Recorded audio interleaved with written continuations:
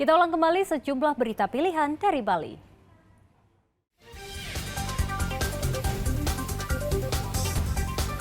Pura Dadia di Desa Adat Subagan, Karangasem terbakar.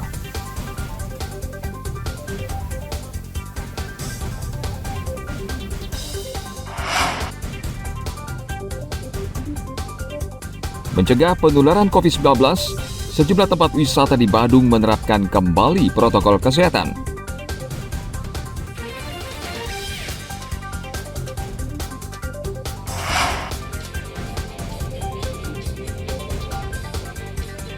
Desa Adat Buk-Buk Karangasem menggelar festival kesenian, budaya, dan adat istiadat setempat.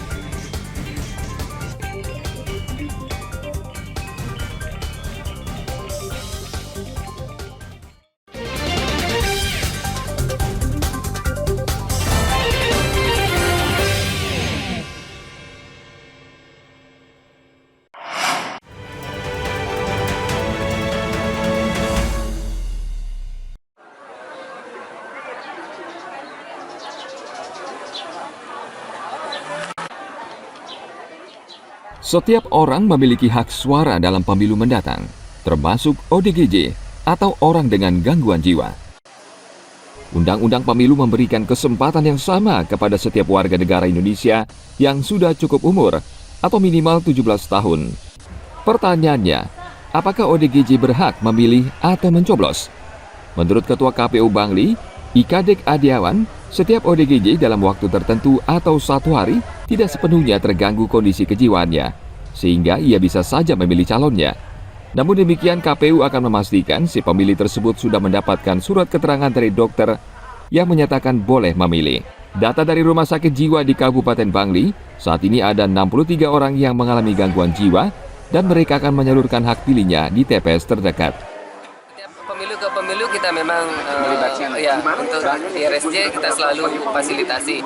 Kalau di RSJ yang di Bangli ini kan sebenarnya lebih mudah kita mengkondisikan karena kan di rumah sakit sebenarnya. Kalau di rumah sakit kan kita tinggal minta keterangan dokter yang nanti menentukan yang misalnya dari 14 pemilih ini yang bisa diberikan hak pilih kalau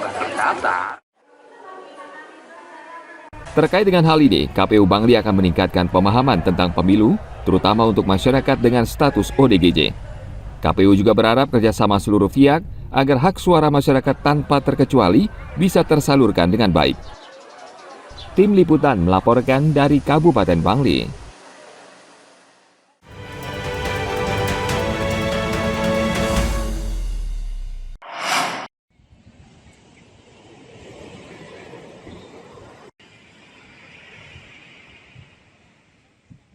COVID-19 dengan varian baru tengah merebak di sejumlah daerah di Indonesia, termasuk Bali. Untuk mencegah penularan, pengelola sejumlah tempat wisata di Badung mulai menerapkan kembali protokol kesehatan, termasuk di kawasan pesisir yang terbuka. Pengelola rupanya tidak mau mengambil resiko seperti pandemi yang pernah terjadi sebelumnya. Sediakan tempat cuci tangan di setiap objek-objek yang ada di sese, pertama di pantai, di parkir bus, dan di Pura Keramat. Itu di depannya pasti kita akan taruh tempat cuci tangan. Dan kedua, kita akan memperketat protokol kesehatan, terutama pakai masker. Dan di setiap objek wisata kita juga akan pakai dan siapkan antiseptik semprot ya untuk bunuh-bunuh kuman ataupun virus. Di pintu masuk seperti biasa karena kita memang sudah tersedia tempat cuci tangan, ya tinggal kita informasikan ke masyarakat untuk masuk ke destinasi supaya dibiasakan cuci tangan dan selalu menggunakan masker. Seperti itu sementara yang kita antisipasi. Jadi harapannya apa Pak kepada pemerintah? Harapan kami tentu supaya itu tidak terjadi. Ya harapan kami. Tapi walaupun itu terjadi, tentu kami sebagai pengelola di tingkat desa, kami akan tunduk akan mengikuti apapun nanti instruksi dari atasan. Dalam hal ini kami di bawah Dinas Pariwisata Kabupaten Badung. Beberapa tempat masih menyediakan tempat cuci tangan bagi pengunjung, kendati belum dimanfaatkan sepenuhnya. Begitu juga dengan penggunaan masker. Sejauh ini masih banyak wisatawan yang berkunjung ke tempat wisata enggan mengenakan lagi masker, apalagi di kawasan pesisir. Saat ini pemerintah belum secara resmi mewajibkan masyarakat mengenakan kembali masker dan protokol kesehatan. Sifatnya hanya imbauan. COVID-19 varian baru saat ini memang tengah merebak, namun bahaya yang ditimbulkan tidak separah varian sebelumnya. Ana Agung Gede Agung melaporkan dari Kabupaten Badung.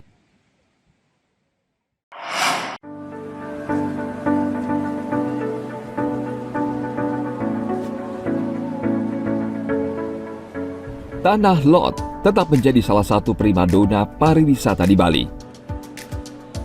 Sekedar kilas balik, selama tahun 2023, 2 juta wisatawan mengunjungi Tanah Lot yang terletak di Tabanan, Bali.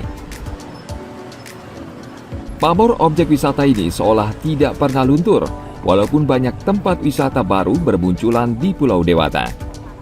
Tidak hanya wisatawan asing, Tanah Lot juga menarik bagi wisatawan domestik yang sebagian besar barangkali sudah sering ke tempat ini. Tahun 2022, jumlah pengunjung ke Tanah Lot sekitar 1,3 juta orang. Kini jumlahnya naik hampir 2 kali lipat. Sampai Desember kemarin itu kunjungan kita hampir 2.000, data yang kita ada di manajemen itu sekitar 2 juta 18 ribuan. Ya, lumayan dibandingkan dengan tahun sebelumnya di tahun 22 di angka 1 jutaan, di 21 pun di angka 1 jutaan, kurang lebih 1 juta. Sekarang kita di Desember 2023 terakhir kemarin itu data yang kita terima itu di manajemen sekitar 2 juta 18 ribu kunjungan wisatawan. Dan itu all tuh, domestik dan asingnya. Ya, harapan kami sih tidak berpengaruh dengan wisatawan yang berkunjung ke kawasan kami. Kami sudah melakukan sosialisasi 6 bulan sebelumnya, juga kami sudah mengumpulkan travel agent. Kita ada koordinasi yang menyampaikan bahwa rencana kami di kawasan ITW Tanah Lot ini akan ada kenaikan tiket. Mudah-mudahan tidak ada pengaruh, apalagi sekarang ini ada di tahun politik, artinya harapan kami tidak ada pengaruh kenaikan tiket. Dan kenaikan tiket pun juga tidak sangat signifikan tinggi yang kita rancang di tahun 2024. Tahun 2024, harga tiket masuk ke Tanah Lot mulai naik. Untuk wisatawan domestik, harga tiket menjadi Rp30.000 per orang. Sedangkan wisatawan asing menjadi Rp75.000 per orang. Kendati harga tiket naik, sepertinya tidak akan mempengaruhi jumlah wisatawan yang berkunjung ke tempat ini. Karena Tanah Lot merupakan salah satu tempat terbaik di dunia untuk menyaksikan indahnya matahari terbenam. Tim Liputan melaporkan dari Kabupaten Tabanan.